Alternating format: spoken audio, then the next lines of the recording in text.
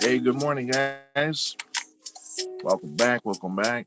Um, Took a couple of days off to take care of some things, but uh, hope you guys had a great Valentine's Day. Hope you guys had, if there's someone in your life, significant other, partner, boyfriend, girlfriend, husband, wife.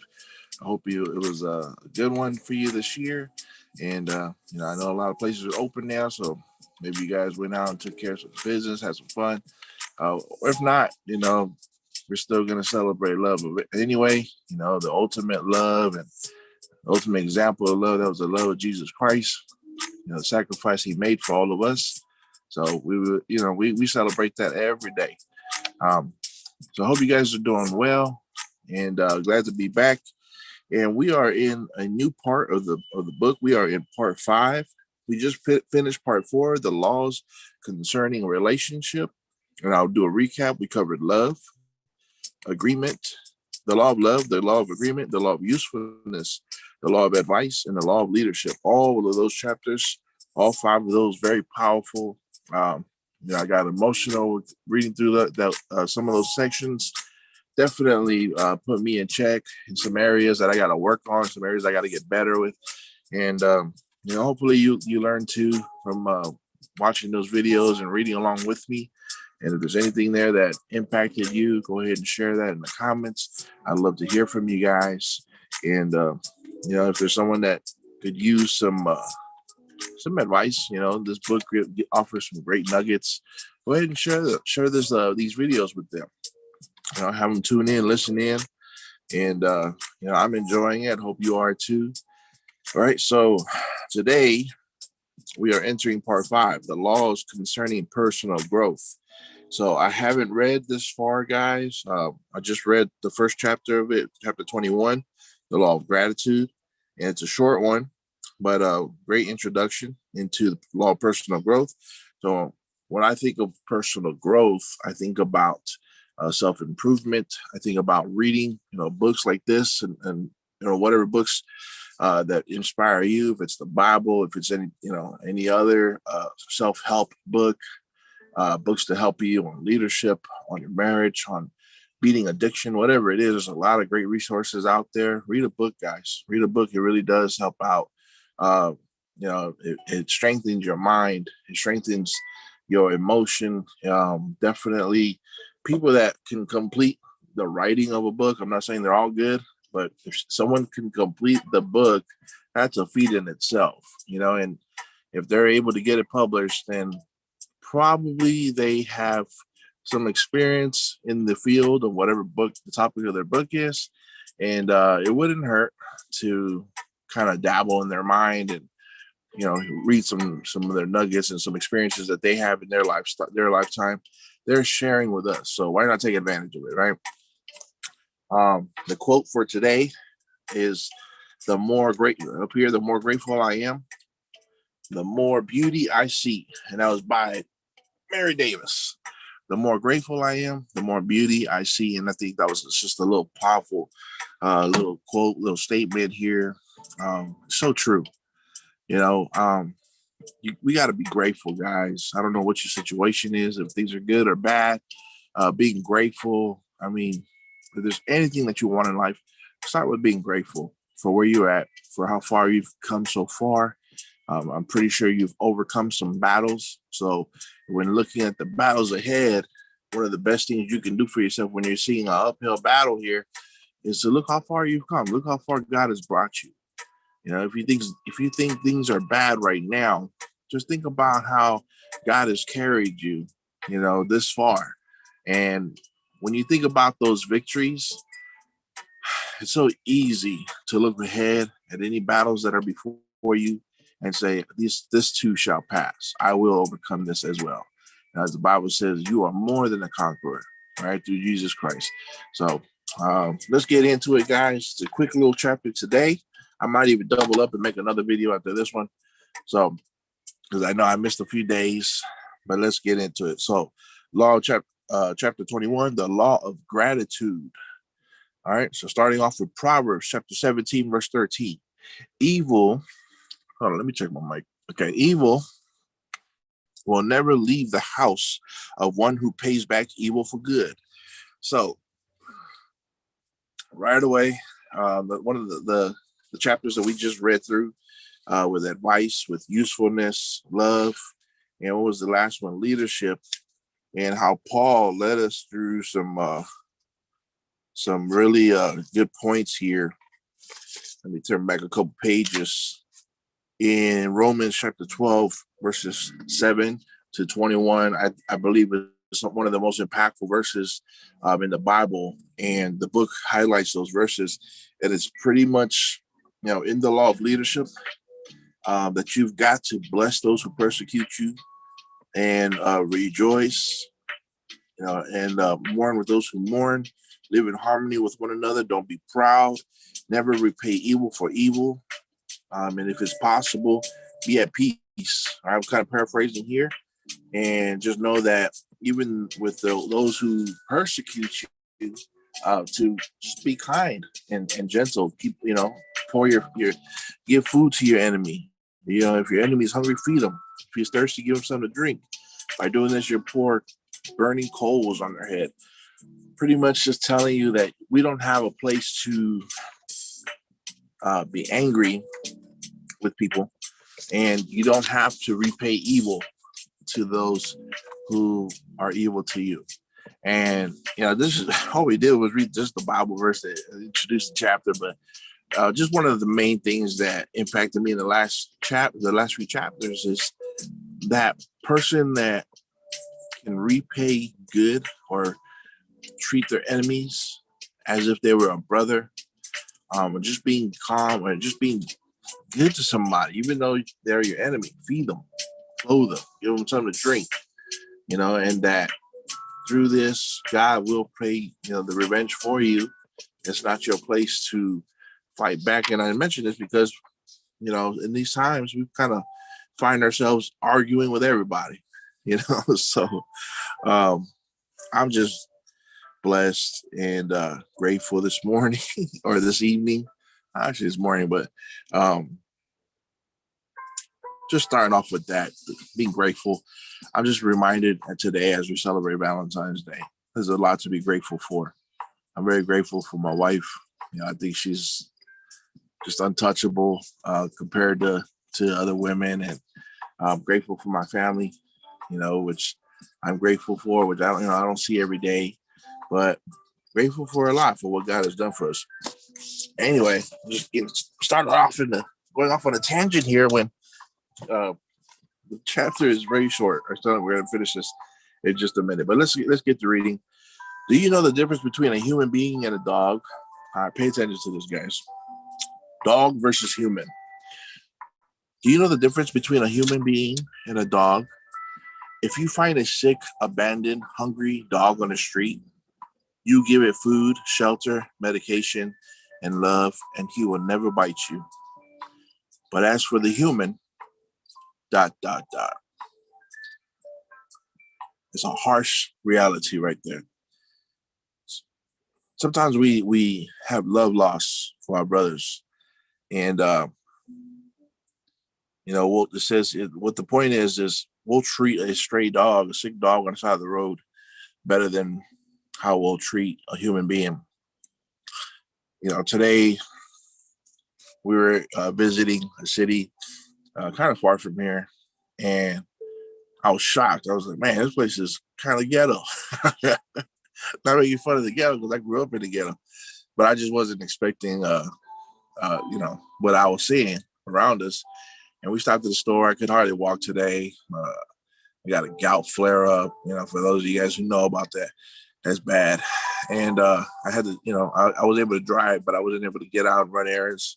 So my wife and daughter helped out a lot. And, my wife doing her thing, gives out money. And I'm just like, hey, that's enough. Like, you give it away too much. And then we pulled over to get gas. I got out.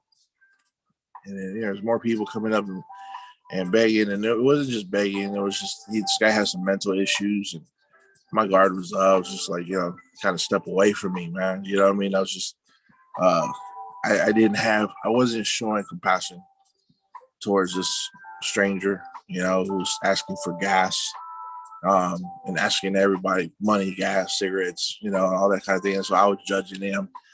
Anyway, not being myself. I shared about this the other day when I said my wife gives a lot and I just don't.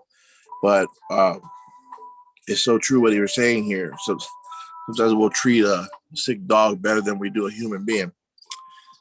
But it says this story is a great illustration of human behavior. Gratitude has become a rare virtue.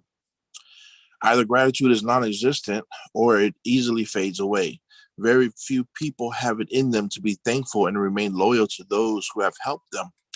When Jesus cured 10 lepers, only one of them came back to thank him in Luke chapter 17, verse 11 through 19. That's 10%. It's how it is with human beings. There are two lessons here. First, when people are ungrateful, put your heart at ease because that is the norm. Saying when people are ungrateful to you. Second lesson, don't become yet another ungrateful person on the face of the earth. I'm feeling, I'll admit, I'm feeling guilty right now. So this is the law of gratitude. Don't bite the hand that feeds you. Keep your promises. And if at any time this is no longer possible, behave in a straightforward manner. Sit down with whomever you have a bone to pick and resolve it in the most positive way possible. There's a Bible verse that talks about before bringing your offering to the altar, that you must first go and forgive your brother.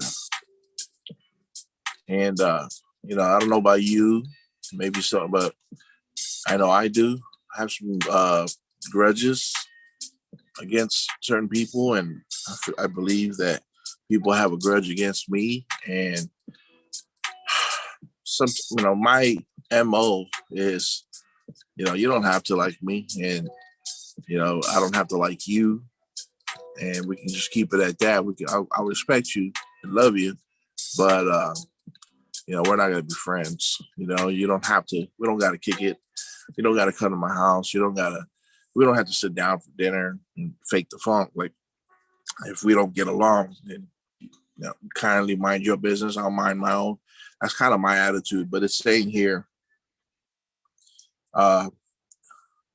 if at any time it is no longer possible to behave in a straightforward manner, sit down with whomever you have a bone to pick and resolve it with the most positive way possible. It's saying confront those you have an issue with, sit down, have a conversation. And, I made posts on Facebook about this. Conversations will resolve great tribulations, great fights that you have, quarrels you have amongst your brothers.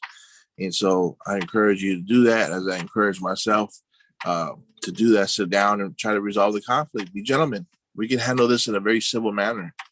Again, we read about that too in this book. It says bad mouthing others, getting involved in unfair or illegal actions, participating in corporate espionage, or deliberately doing something to jeopardize your coworkers and supervisors are improper attitudes and actions. Because the moral damage, and I highlighted moral damage, these choices also put your reputation image at risk. Wow. Bad mouthing others, I think out of all of these is the most common because maybe you're not involved in corporate espionage or uh, you're deliberately doing something to jeopardize your coworkers and supervisors or with improper attitudes or actions. But bad mouthing others, we are definitely guilty of that. You know, even down to our kids are doing it. But it says here, it does moral damage. Not only that, but it puts your reputation at risk. A good way to conduct job interviews is to allow the candidate to speak freely about his professional experiences. This is huge. Job applicants who criticize their former bosses can be dismissed immediately. So it's saying if you have to hold job interviews, the best thing to do is have them talk. If you're going to interview somebody, have them talk about their experience, talk about their past.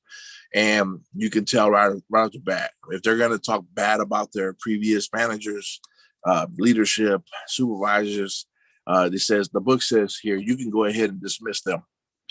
And what I'm getting to is probably because, one thing I've learned in my business is that when you have somebody around you that they keep talking about other people, oh, so and so does this, so and so does that. Did you hear that? They have this and they have that. That kind of person you do not want around. Even though you might have that ear, where you're like, really, what's going on? What happened? What'd you hear?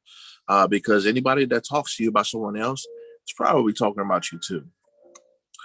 So it says here, you can just go ahead and dismiss them immediately. After all, if an interviewee is quick to criticize his former employer, why would he act any different with a new one? See, there you go. Gratitude has to be renewed consistently. I highlighted that. It has to be renewed consistently. I'm pretty sure you already hit this point before, to where you get to the point like, man, I need to be more grateful and show that through my actions, more grateful and show that through my attitude, right? And the way that I handle being around friends and family and even around my enemies. But it has to be renewed consistently. Amen to that. Don't take help for granted, and don't forget those who have lent you a helping hand in the past. Whew, many do, but try to be different. Become an above average professional. When put into practice, gratitude begins by thanking those who deserve it. If we take one step further, it will lead us to another law, and that is generosity. I'm finishing it off there. When put into practice, gratitude begins by thanking those who deserve it. And if we take another step beyond that, now we are in another law, and that is of generosity, which is our next chapter. And it finishes off with John F. Kennedy saying, as we express our attitude, we must never forget that the highest appreciation is not to utter words, but to live by them. When we express our gratitude, we must never forget that the highest appreciation, the best way to be generous, or to be not generous, thankful, is not to just utter the words. It's not just saying I'm thankful or not just telling somebody thank you, but living by that, living by those words, right? John F. Kennedy, that's powerful. So that's it. Chapter 21, a short one today, guys. I might start chapter 22 right now, but we are getting closer and closer to the end of this book. And what a chapter, just for a short little chapter. And, it's a great little introduction to the next part of our book, which is the laws concerning, just slipped my mind right now, personal growth. And what a huge way to start it. I mean, personal growth, when we think about it, getting better, taking our thinking to the next level, taking our mentality to the next level, our attitudes, the way we respond to things. And what a great way, a great foundation to start as we're getting into this part of the book. It starts with being grateful. I'm not the biggest Joel Osteen fan, but I did read one of his books. And You know, I have my thoughts about him, but he definitely covers some good things, right? And he says when it comes to I don't know if you have a goal of getting a nice car. I do definitely. I want a Phantom or a Mulsanne or a Maybach. I'm all about the full size sedan, luxury sedan, and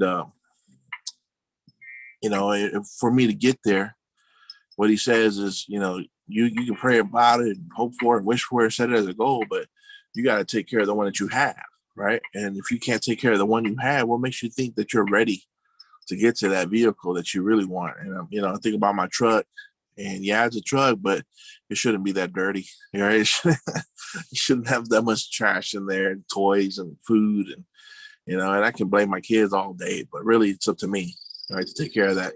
Be grateful for what I have. I'm, sit there and I'm reflecting, thinking about my life, and it's a good thing to do, a good practice to renew your gratefulness every day. Guys, it would behoove you, the Bible says, it would do you some good for you to just take a minute, take 5 minutes, 10 minutes a day, maybe not too much time, but just a little bit of time as you get your day started. Um, put on some good music, just kind of think and reflect on what you got going on in your life.